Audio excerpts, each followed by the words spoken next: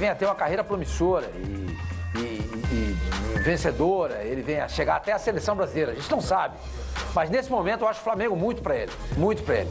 E o jogo contra o Vasco no sábado ficou muito claro isso para mim. O Vasco, apesar de todas as limitações de elenco que a gente nota em relação, se for confrontar com o Flamengo, era um time organizado em campo, que jogou daquela maneira porque ele sabia dos seus limites, mas era um time organizado.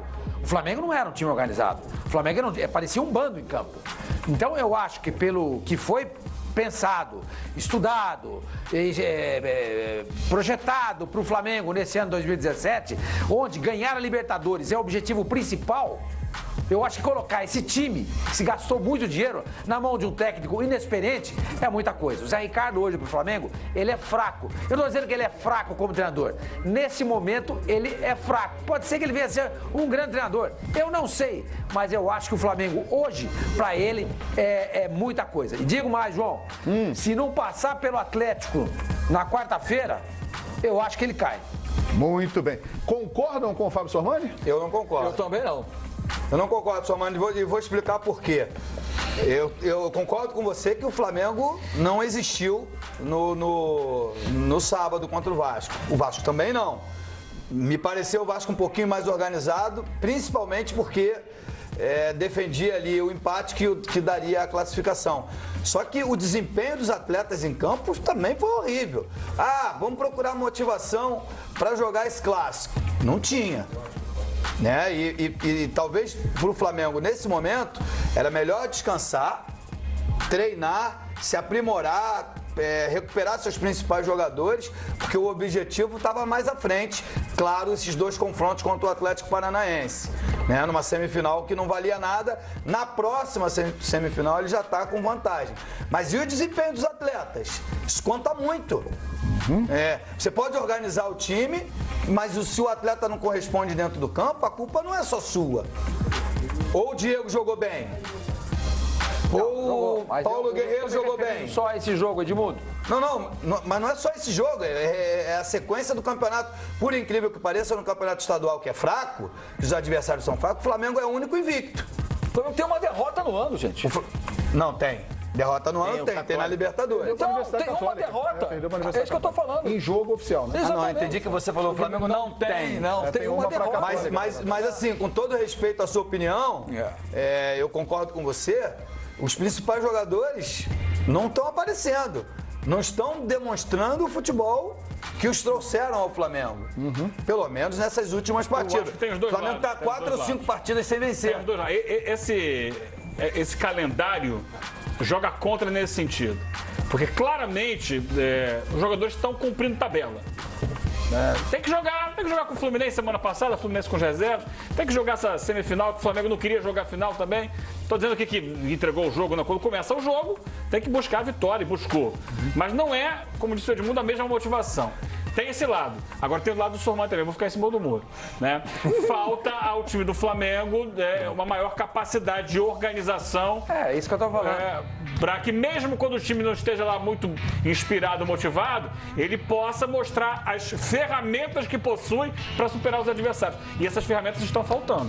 É um time que hoje tem um padrão defensivo, o Flamengo perde muito pouco em função disso, mas do meio para frente, naturalmente, vai enfrentar equipes que vão se fechar como o Vasco se fechou. E aí, qual é o caminho que o Flamengo vai fazer? O que o Flamengo tem para propor a esses times?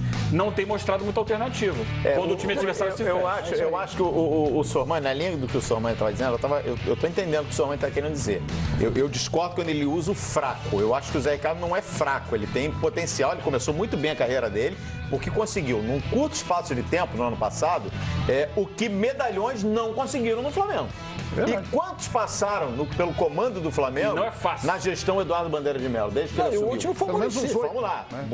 O Muricy, que saiu, até foi uma forma que pegou todo mundo de surpresa, mas demitidos. Jorginho, nomes como Luxemburgo, o Mano Menezes abandonou o barco, né, no meio de uma Copa do Brasil, assumiu o Jaime, ganhou o título. Enfim, eu acho que o Zé Ricardo, quando entrou na fogueira, ele mostrou potencial. Cristóvão e Oswaldo. A melhor classificação nesse momento, eu acho que talvez o Zé Ricardo não seja suficiente para as necessidades do momento do Flamengo.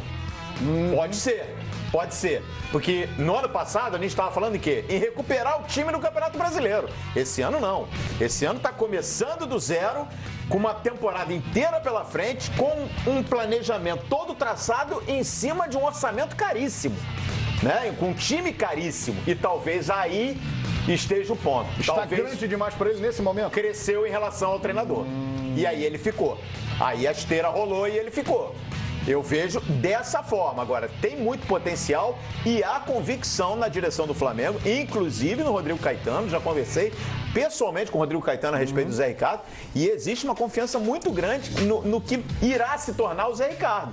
Resta saber se os resultados serão suficientes para que todos tenham paciência para chegar a esse estágio, para que o treinador chegue a esse nível. Esse é o X da questão. E aqui no Brasil isso não existe.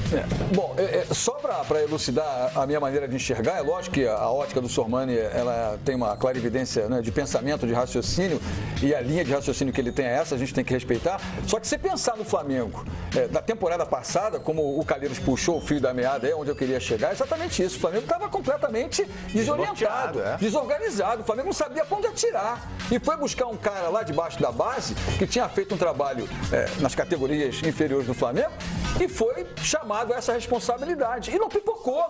Arrumou o Flamengo chegou a brigar por título no Campeonato Brasileiro. Em terceiro lugar, o Flamengo há muito tempo não entrava no G4 do Campeonato Brasileiro. Estava sempre lá no G16, G17, G14, G13. Mas no tal do G4 lá, não aparecia nunca. E é claro que também, vou mais uma vez citar o que o Tostão disse hoje na crônica, quem não teve chance de ver, eu estou sempre lendo, acho uma aula de futebol. Manda o link para mim, Paulo. Por favor. Exatamente isso.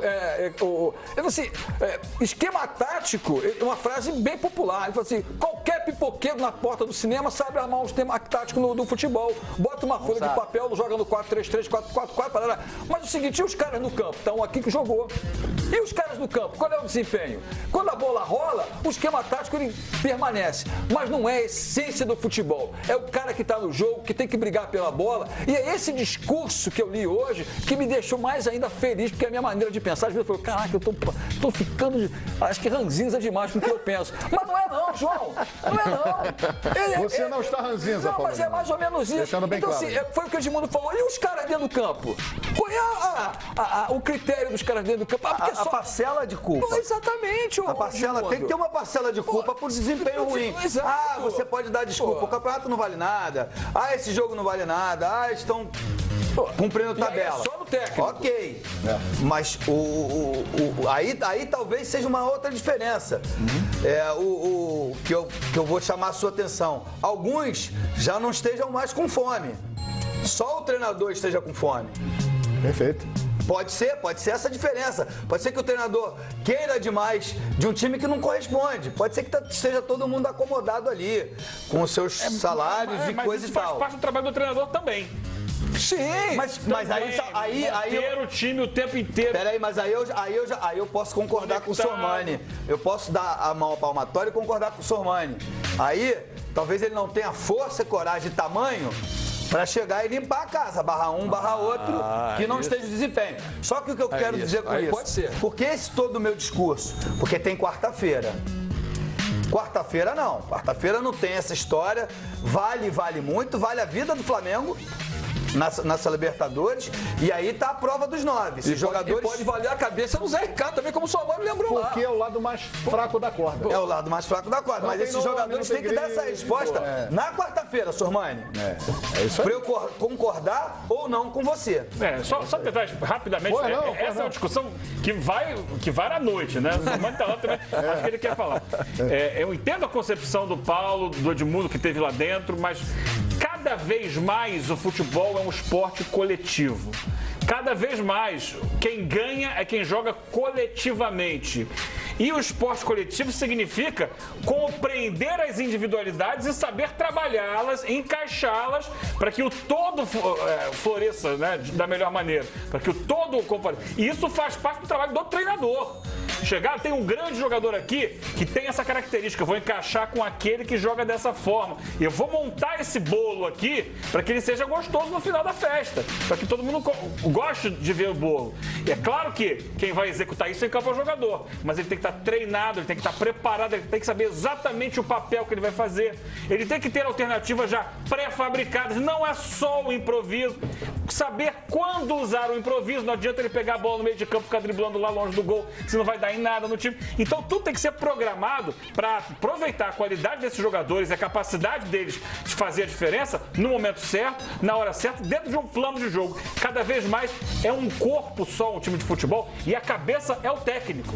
E o técnico tem que responder também quando o time não está jogando bem, porque os jogadores não atuaram bem. Por quê? Porque ele não soube motivar, porque ele não soube escalar, porque ele não soube trabalhar isso no treino taticamente falando. Isso tudo passa pelo técnico também. É isso aí. Vamos ver quarta-feira, Flamengo e Atlético Paranaense. É um jogo importantíssimo para os dois. O Atlético Paranaense, nesse momento, está à frente do Flamengo, tem 4 pontos. O Flamengo tem 3. Se o Atlético vencer, ele já deixa o Flamengo bem para trás e depois jogará na Arena da Baixada dia 26 contra o Flamengo. E o Flamengo precisa da vitória para ultrapassar o Atlético, buscar até a liderança do grupo e jogar um pouco mais tranquilo lá na Arena da Baixada. Na rodada seguinte vai ser um jogaço, não perca no Fox Sports 2. E amanhã, Libertadores, tem casa e aqui, Fox Sports. Jogo bom também, tem brasileiro, Grêmio e Deportes Iquique. Vamos à Arena